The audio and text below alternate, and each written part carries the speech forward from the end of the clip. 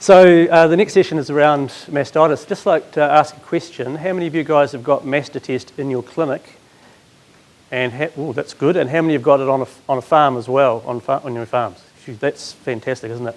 I guess AgriHealth have been involved with Mastertest for 2.5 years now. Olaf's here in the room. He developed it. I hope everyone knows it's made right here in Dunedin and Mosgiel. It's just fantastic to have this as a New Zealand-based thing. When we first got involved, I guess one of the questions that we always get from vets is it real? Is it true? How do you validate it? Where's all those bloody p-values? And so what I want to present to you today is a carry-on from analysing data of what we've actually found through the Mastertest machines. So we'll get into it. Most of you, I think, are familiar with Mastertest, but just to quickly recap, does the little laser thing work? Yeah, it does. It's cartridge-based. It's a colour change reaction, so that between our 0 and 22, we're getting a change in the colour of these wells to give us the type of bacteria. And then we've got serial dilutions of antibiotics, and we're getting an MIC based on the point that we're getting inhibition of growth for the different dilutions. So that in 2 seconds is what Mastertest is all about. It's a lap box. It sits either in the clinic or on the farm. It's connected to the web, and you guys are getting results within 24 hours, and your farmers. So what we've done now is we've kind of expanded analysis, and now this is pretty cool figures. It's nearly 17,000 milk samples in this analysis, and the previous work we'd done was samples that were from boxes in vet clinics, and now we've expanded it to all the boxes that are on farms. And I think there's somewhere like 450 boxes out there at the moment, around that figure. And we've got the 4 antibiotics that we've got in these. So what happened? So of the 16,899 cases, 2,000 grew no growths, which is 12%. Now, if you ask most commercial laboratories what's the normal no growth rate, what figure would they give you? 20, somewhere around there. That's pretty normal. So why are we getting less? We think it's something to do with getting samples straight into these machines as a majority, for the majority, and that certainly seems to be part of it. It's also a bigger sample size, but the great thing is, I guess, no growth to a farmer is gold. No growth says, hey, this cow's got something I thought was mastitis, but maybe it actually isn't, and it doesn't need to be treated. And when I talk to farmers and how they manage it, most of them will leave them untreated, and a lot of them will remain untreated. So that's a bonus to them. 2,600 samples grew more than one bacteria, and that left us 14,000 samples that we've used in this analysis. So those are when we've got a single result come through. So first of all, what's happening with bugs? This is absolutely no surprise to most of us. Strep uberis, it's just everywhere. Strep uberis is taking over absolutely as a mastitis pathogen. It's always been there. It was always the most common, but we can see quite clearly, the one that's in red there, that it's there all year round. And you guys are experiencing that, I'm sure. So that's as a percentage basis. So the strep uberis is the most common at a percentage, and the other gram-positive is the next most common, which I'll touch on. If we look at it from a pure numbers point of view, yes, there's certainly a spring calving peak in August, September with strep uberis, but absolutely we're seeing it as we go forward. Why is that? Changing farming practices, probably. And yeah, so there's definitely, I guess, a shift in the way we're farming, more environmental challenge, possibly strep uberis acting contagiously. There's lots of interesting questions that come up and all that.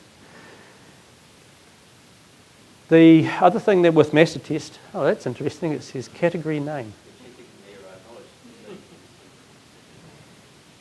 How does that happen?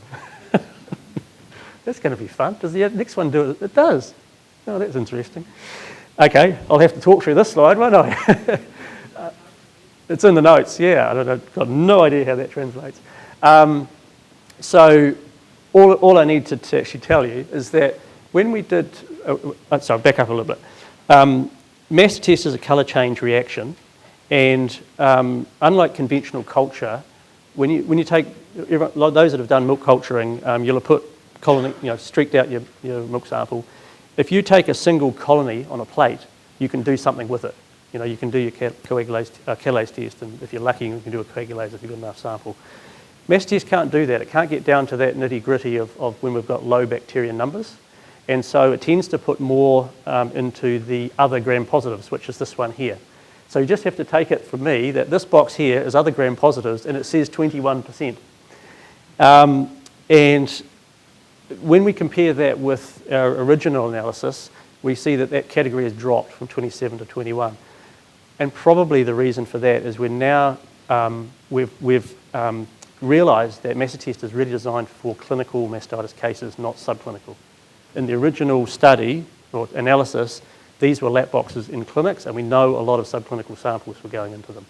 And now we've said, hey, we need to focus on fresh samples for Mastertest. So that's it looks like we're heading in the right direction. So those that have had that, and you will have, the other gram-positive, you go, what the heck's going on here? Focus on this, and we will get less of them. The wonderful, promising news, and I checked with Olaf before, that we're working on a subclinical cartridge, or Olaf is. So in the future, we may be able to use Mastertest to help us more with the subclinical picture. But for now, let's leave it here. For those that haven't seen it, we've also got a decision tree available for the box you may have in the clinic. So when samples come in, the front counter staff can say, hey, ask some sensible questions. Is it a fresh clinical case? Or has it been frozen, etc., and direct you to either using Mastertest or sending it to the lab. Mastertest is not here to take over laboratories. Right? It's designed as basically a farm-based, mostly, and I'll talk about that in a sec. Right, the other thing that we now, I think, have, I love this because we've got really good concrete evidence now that Mastertest is delivering what we expect it to. So we've now got 13,000 samples in our strep uterus analysis, so we're looking at MIC data. We've kind of traffic lighted it so that the low MICs are kind of green going through to red. And absolutely you can see that if you're using penicillin, you've got low MICs for strep uterus, so that's supporting other work. If we're then thinking about the next sensible option, then albiotic, and then we also are seeing this change in cloxacillin, and that again is supporting work that we've seen in the past with the antibiogram, where we seem to be getting a shift in cloxacillin with strep uterus. So it's starting to get pretty powerful, this data. Staph aureus, 5,000 samples. Again, this information is showing us that with penicillin, we're absolutely seeing this bimodal distribution that Scott McDougall's talked about. We've got populations of staph which are sensitive. We've got populations that are less sensitive. And so in the antibiogram, so on the other side there. CNS, not a lot of data on CNS in New Zealand, but if we look at this, we can see it's very similar. If I just flick between that slide and that slide, they don't change an awful lot, which is interesting. So CNS, again, we can see here with penicillin that there's certainly, it looks to be that same sort of bimodal distribution. CNS, well, there's about 50 species of CNS in New Zealand, we think.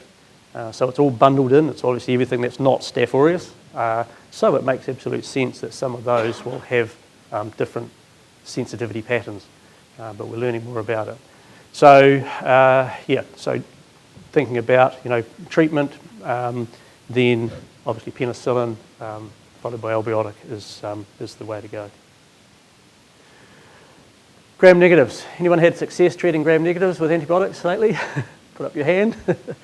Yeah, pretty compelling. So 3,000 samples now, which is that's getting up there. It's great. Not good for the antibiotic, trying to sell antibiotics for it, but it's certainly showing us that virtually there are no products that really are successful. And so how do we deal with those? What do you guys do when you get these gram negatives come up? What's that? Oh, good answer. Ketamax, love that. Yeah, pain relief. Yep. Yep. 3,700 gram-negative samples out the whole 8 out of 14,000 compared to other data from virtual labs. It's actually not. Sorry, let's just answer that question and go back, because I didn't highlight the figures. One more. So as a percentage, coliform gram-negatives are in yellow, right? So they're sitting around that kind of 15, 10, and then dropping down to about 8. No, Dairy NZ study about 3 years ago showed 13% coliforms and gram-negatives. So it's, yeah, it seems to be about where things are at. Is it increasing? I suspect it is over time, but we can perhaps dig into a bit more of that data. So I was on a farm the other day, and I asked the farmer what value Mastertest was for them, and they said, "Oh, it's the gram-negatives." I said, "What do you mean by that?" He said, "Well, we're getting a lot of them, and we're not treating them, and they're coming right, and we used to use drugs on them, and now we know." And that was their bottom line. So they'd had 15 gram-negatives in the last 2 weeks before I arrived there. Yeah, so that's what Mastertest is all about, isn't it? It's about information. It's about the power of knowing and not guessing. If we bundle everything together, those are the 14,000 samples. So I guess that's what we're learning, and hopefully you guys are, is that if we just guess, if farmers guess, because we are literally guessing when we have a case of mastitis, and we throw a drug at it, this is starting to tell us what our chance of success is. It's obviously, for each of the antibiotics, there's different profiles there, and if we're just going to randomly use one, we would argue, penicillin or albiotic, and then obviously considering the milking frequency on label for those. But let's get beyond that. Let's start to use information, and that's really where, what I think Wayne in our very first talk today talked about exactly that. That we need to start using technology to our advantage, and this is really where it's at. So what are the opportunities? Use it. You guys have already got some on farm. Absolutely, that's where it's best. Right? On farm is great because you guys are all in the loop. Waiting 24 hours is becoming the norm, and it's really interesting talking to farmers about that are using Mastertest. That's just what they do now. Right? Some farmers were already doing it; they're waiting. But pretty much every farmer now knows that it's fine. As long as the cow's not sick, I'm just going to wait 24 hours, find my result, and I'm going to treat appropriately. Focus on welfare and pain relief. We're not going to dwell on that, but obviously that's, it's important, and it's part of our future, and we've learnt that in earlier talks today. And lastly, build a picture of the MIC profile. So one thing that is available now, if you've got farming clients that have been using Mastertest and they've got enough data in there, then we can start extracting that for you. And this is great. I think if I'm going to go into a milk quality consult, wow, isn't that cool to have data that we can start to build? So this is just one farm. We've just made the graphs a little bit more farmer friendly by grouping the high possible and low cure MICs together, and some of the vets in this room have used this exact graph, and it's just a great thing to be able to talk to farmers about where they were guessing, absolutely guessing, and throwing drugs at cows, through to, hey, we're starting to learn stuff, and we can start to see what happens over time, and we're using the right products. So, where's the future? Absolutely. Knowing the bug, knowing the drug, that's kind of our mantra for Mastertest. Treating appropriately. The opportunity as we see it really is Mastertest on farm, and absolutely would encourage us all to do that.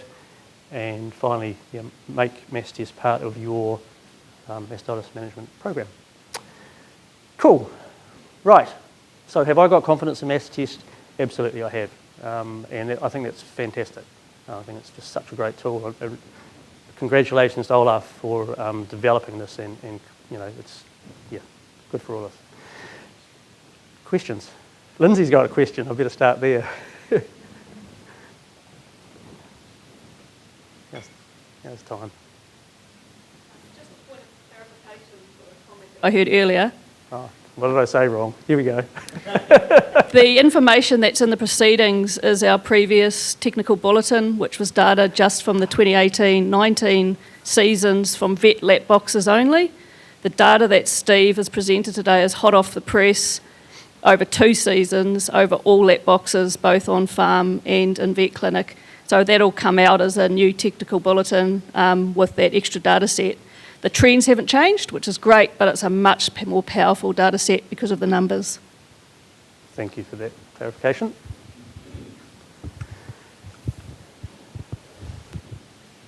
Are you looking into post-treatment samples, especially in staff? So basically, cure rates of drugs? The cure rates? No. I mean, we could try and do that, but no, we haven't looked at that at all. Yeah.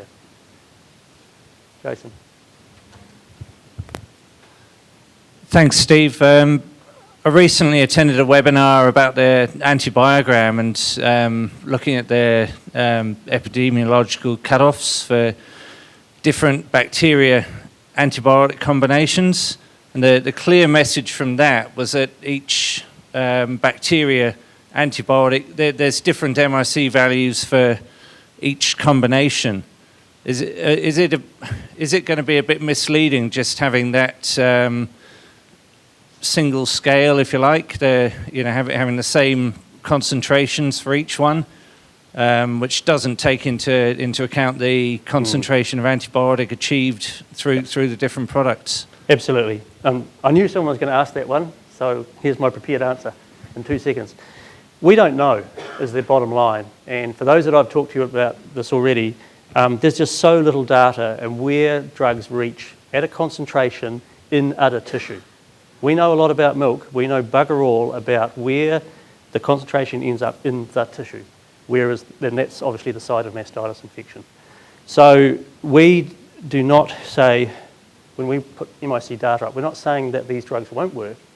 We're saying that playing the odds, if we use drugs that have a lower MIC, we're going to improve the chance of risk of cure. And that's what it comes down to.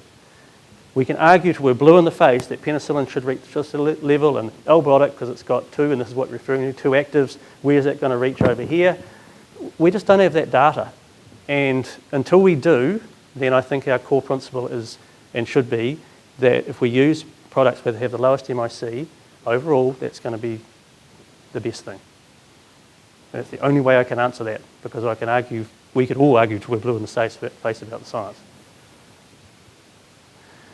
I was just wondering, at those mastitis profiles you showed, like how much data do you need until you can get one for a farm?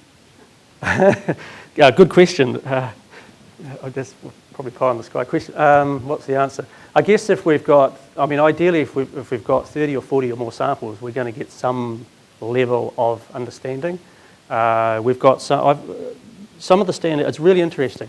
There's some big corporates that have got over 200 samples, and that's powerful. I know of one individual farm that's got 2 farms, and he's got over 200 samples run through already. They use it on every single mastitis case, and that is powerful for them. But if we had, at least we've got to at least have that sort of number. I mean, if you've got 10 samples, we're not going to make anything of it. Yeah. How do you get the results? Just at the moment, just ask one of our team, and we can get that generated for you. Okay, I'm out of this. Oh. Yeah, I have. Yeah. Just to comment on the active ingredients and MICs, I think the other take-home message is that delivering the product locally as opposed to systemically, particularly in terms of penicillin, is the way to go where you can, because you're obviously going to get a higher concentration in the target area than putting it through the bloodstream.